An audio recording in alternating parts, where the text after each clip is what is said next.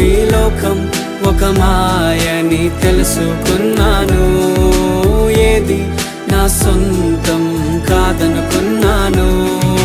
తప్పిపోయిన కుమారుని నేనైతే నా కొరకై నిరీక్షించే తండ్రి నా యేసు. తప్పిపోయిన కుమారుని నేనైతే నా కొరకై నిరీక్షించే తండ్రి నా యేసు.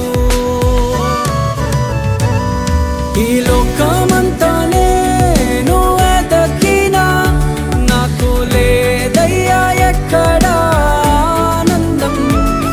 నీ సన్నిధిలో ఒక్క